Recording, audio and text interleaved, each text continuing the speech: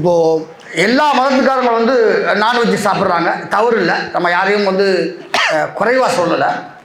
But இருந்தாலும் இந்து மதத்தில் வந்து அதை ஒரு உயிர்களை பலியிடுறதும் இல்லை சாமிக்கு படைக்கிறதும் செய்கிறாங்களே, இது வந்து சரியா தவறா?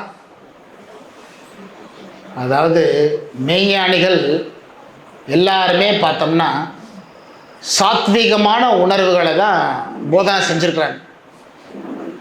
ஆக எல்லாமே இந்த உலகமே பார்த்தோம்னா நுண்கிருமிகளால் உருவாக்கப்பட்டிருக்கு ஆச்சுங்களா. நீங்கள் என்ன கேள்வி கேட்டீங்க இன்னொரு தடவை சொல்லிடுங்க, நான் திருப்பி கேட்கல. எல்லா மதத்திலும் வந்து நான்வெஜ்ஜு சாப்பிட்றாங்க, அது எந்த தவறும் இல்லை, நம்ம மீண்டும் சொல்லிட்டா எந்த தவறுமே கிடையாது. பட் இருந்தாலும் நம்ம இந்து மதத்தில் வந்து அந்த ஆன்மீகத்தில் ரொம்ப இருக்கிற எல்லாமே வந்து ஒரு உயிர்களை பலியிடுறாங்க இல்லை வந்து சாமிக்கு படைக்கிறாங்களே, இது நல்லதா அப்படிங்கிறது ஒரு விளக்கம் தேவை. அதாவது முதல்ல அதான் நான் ஏற்கனவே சொன்ன மாதிரி இந்த உலகமே நுண்கிருமிகளால் உருவாக்கப்பட்டிருக்கு. எல்லாமே பார்த்தோன்னா மைக்ரோ ஆர்கானிசம்ஸ். ஸோ இந்த உலகத்தில் என்னென்ன அணுக்கள் இருக்குதோ அதுதான் நம்ம உடம்புக்குள்ளே இருக்குது. இந்த காற்றுல இருக்கிறது தான் நீங்கள் சுவாசிக்கிறது தான் உங்கள் உடம்பாக மாறுது இல்லையா, வேறு எதாவது மாறுதா? இப்போ காற்றுல இருக்கிற நுண்கிருமிகள் தான் உங்கள் உடம்புக்குள்ளே மாறுது. அப்போது இந்த அணுக்கள் எதுவாக இருக்குது அப்படின்னு பார்த்தோம்னா தாவரங்களை சாப்பிட்டு தான் இந்த உடம்பு வளர்ந்துருக்குது கூடுமான வரையில். அப்போ இந்த உடம்பு பார்த்தோம்னா உயர்ந்த அணுக்களால் உருவாக்கப்பட்டிருக்கிறது. யார் உருவாக்கி கொடுத்துருக்குறா? யார் உருவாக்கி கொடுத்துருக்குறா? நம்முடைய உயிர் உருவாக்கி கொடுத்துருக்குது. நம்முடைய உயிர் என்ன பண்ணுது, கொஞ்சம் கொஞ்சமாக அந்த சத்துக்களை எடுத்து நம்ம இந்த உடம்புக்குள்ள தீமைகளை கொஞ்சம் கொஞ்சமாக கழிச்சு விஷங்களை கழிவாக வெளியில் ஏற்றிடுது. நமக்குள்ள நல்ல அணுக்களை உடம்பாக மாற்றிக்குது. நம்முடைய உடம்பு இப்படி டிசைன் ஆகிருக்குது. அப்போது இந்த உடம்பு எதை சார்ந்திருக்குன்னா தாவரங்களை சார்ந்திருக்கு.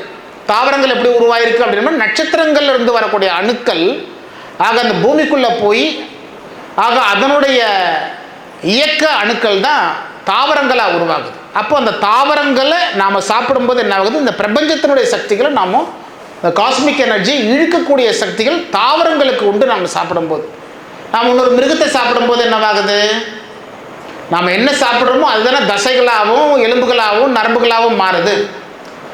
இப்போ ஒரு ஆடை நம்ம வெட்டுறோம், அது சந்தோஷமா வெட்டிக்கோன்னு சொல்லுமா? என்ன சொல்லும்?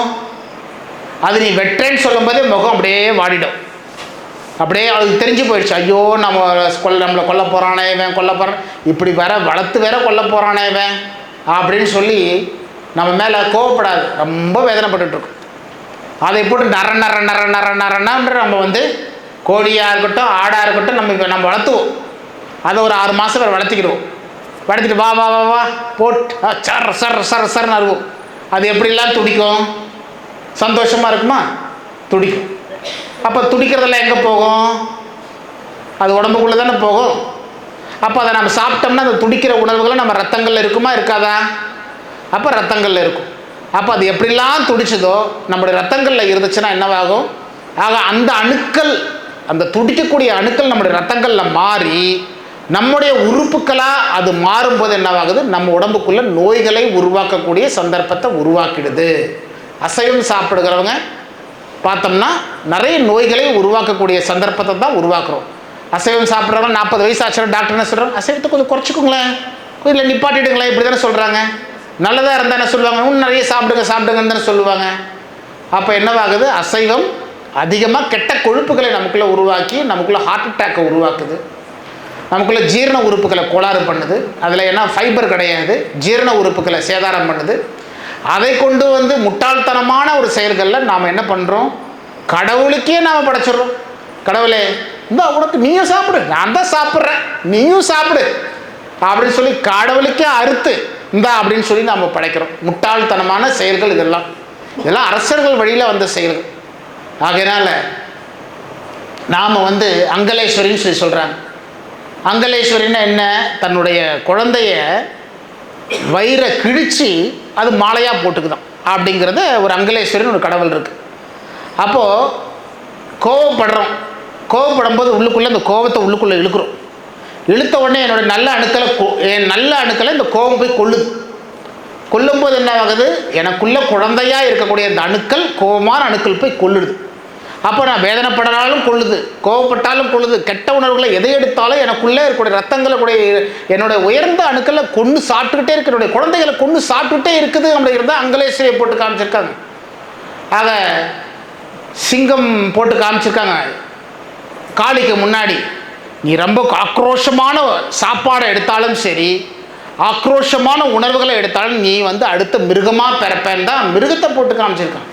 நாம் என்ன பண்ணுறோம், அந்த கடவுளுக்கே போய் போட்டு நர அரைச்சி இந்தா நீயும் சாப்பிடு அப்படின்னு சொல்லி நாம் புத்தி இல்லாத நம்மளுடைய மெய்ஞானத்தை உணராமல் நாம் நம்மளுடைய வழிபாடுகளை நாம் இப்போ கடைபிடிச்சிட்ருக்கோம். இதெல்லாம் அரசர்கள் வழியில் வந்தது. மெய்ஞானிகள், எந்த மெய்ஞானிகளும் ஆக இன்னொரு ஜீவனை வதைக்க சொல்லிட்டுறாங்களா?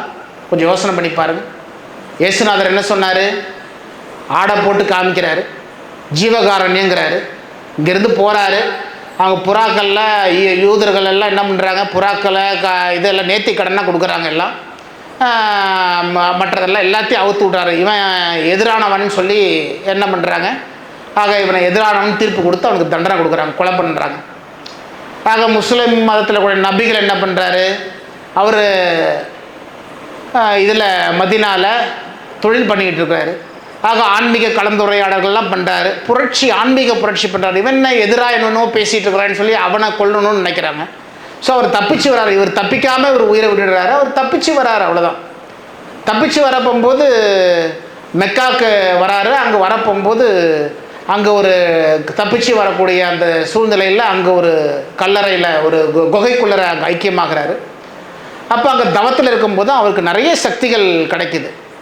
அவரும் ஜீவகாரண்யம் தான் சொல்கிறாரு. அவர் சாப்பிட்டதெல்லாம் பெரிச்சம்பழம், ஆக பழங்கள், உலர்ந்த பழங்கள், இப்படி தான் அவர் சாப்பிட்டு வளர்ந்துருக்காரு. ஆக நம்முடைய மெய்ஞானிகள் வள்ளலார் ஏதாவது ஆட்டை வெட்டு சாப்பிடுன்னு சொல்லி சொல்கிறாரா? ஆக திருவள்ளுவர் சொல்கிறாரா? திருஞான சம்பந்தர் சொல்கிறாரா? திருமூலர் சொல்கிறாரா? அகத்தியர் சொல்கிறாரா? எந்த மெய்ஞானிகள் சொல்லியிருக்காங்க? வாடிய பயிரை கண்ட போதெல்லாம் வாடினேன், வசியினால் விளைத்தேன், வீடுதோறும் இருந்தும் பசியாராது வெற்றிலை கொண்டுள்ள பதைத்தேன்கிறாரு வள்ளலார், இல்லையா? அப்போ எல்லா மனசையும், வாடிய மனசு எல்லாத்தையும் நாம் ஒரு செழிப்பாக மாற்றணும் அப்படிங்கிறது தான் அவருடைய தத்துவமாக இருக்குது. ஜீவகாரண்யம் சொல்கிறாரு. ஆக எந்த மெய்ஞானிகளும் மகரிஷிகளும் ஆக இயற்கையை உணர்ந்தவங்க யாருமே இன்னொரு உடலை நீ வதைக்காதேன்னு தான் சொல்கிறாங்க. ஆக நாம் என்ன பண்ணுறோம், அறியாமையில் கோயிலையே போய் வச்சு அறுத்து அங்கே தெய்வீக பண்புகளை வளர்க்குறதுக்கு பதில் ஆக நம்ம அசுர உணர்வுகளை வளர்க்கக்கூடிய செயல்களை தான் இன்றைக்கி செஞ்சுக்கிட்டு இருக்கிறோம். இது போன்ற நல்ல வீடியோக்களை நீங்கள் பார்க்கணுன்னா தமிழ்வேல் சுவாமிகள் சேனலை நீங்கள் லைக் பண்ணுங்கள், ஷேர் பண்ணுங்கள், சப்ஸ்கிரைப் பண்ணுங்கள். பயனுள்ளதாக இருக்கும். நன்றி.